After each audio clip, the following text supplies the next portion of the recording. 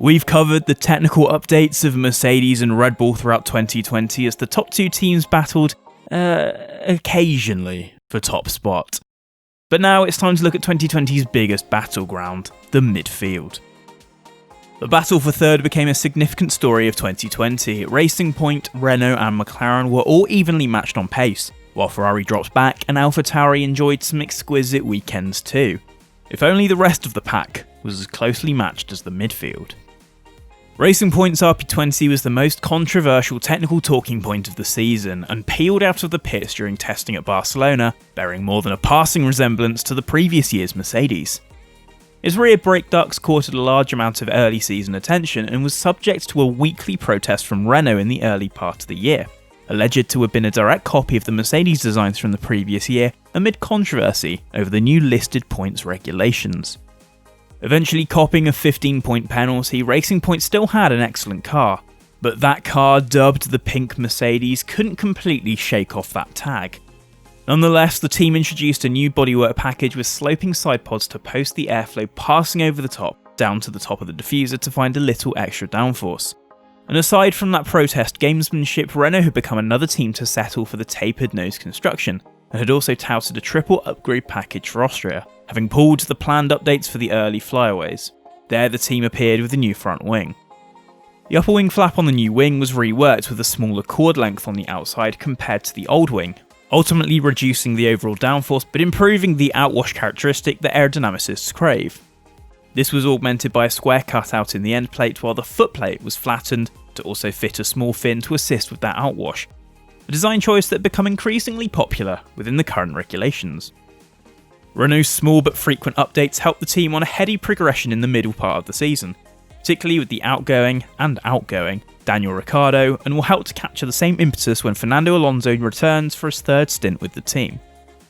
McLaren began the season as the third place contender with the best form, as the Austrian Grand Prix heroics of Lando Norris helped the team begin the year with a podium.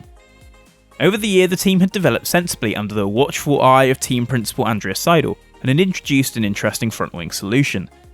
In testing, the MCL35 featured a small lip that could release airflow around the front tyre to improve the outwash effect of the front wing. The team also tested out a Mercedes-inspired nose during the Tuscan Grand Prix's first practice session, later opting to introduce it for the second half of the season. This gave McLaren a chance to expand on the size of the cape attached to either side to interact with the airflow shed from the front wing. Although McLaren's changes took time to work, further exploration with them helps the team find fresh energy in the all-important fight for third.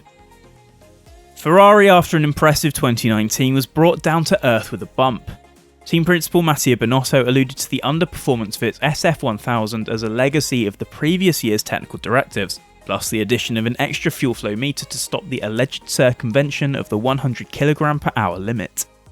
The team introduced a number of changes throughout the year to try and bleed out some of the drag from this year's car, which featured two antlers on the roll hoop to straighten out the airflow heading towards the rear wing. One of the teams to introduce the radical front wing constructions last year, Ferrari made detailed changes to the inclination of the front wing elements for Austria to overhaul the nervousness of the SF1000 in the slower corners. Compared to the old design, the new arrangement has wing elements with a more gradual transition to the end plate with a reduced amount of twist. Ferrari also arrived in Sochi with a smattering of new updates too. At the front, the SF1000 sported new turning vanes mounted to the nose, with a reprofiled cape to redirect airflow around the wheels. The team also added new rear wing end plates, reprofiling the overhanging strakes in a manner similar to the design Mercedes brought earlier in the year. In a bid to overcome its performance shortfalls, Ferrari threw a lot of resources at the SF1000 to try and turn it around.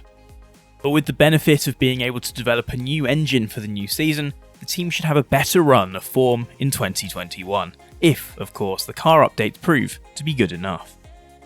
AlphaTauri developed well throughout the year, and Pierre Gasly even took the AT01 to an unlikely victory at Monza during a season in which he starred.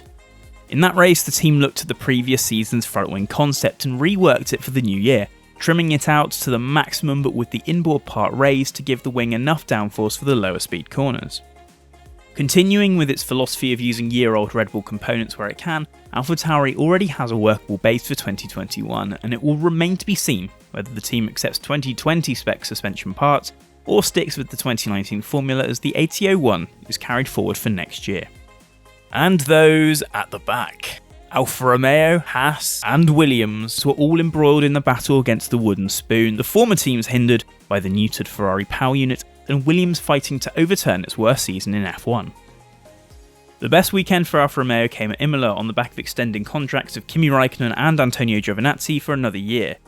The team had new turning vanes underneath for the front of the monocoque to try and boost the interaction with the barge boards further down the car.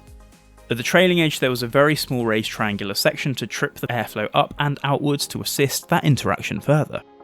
By the end of the year, the team had also bagged a double points finish for the first time since 2019's Brazilian Grand Prix. Haas's development over 2020 was limited, perhaps owing to budgetary concerns during the pandemic.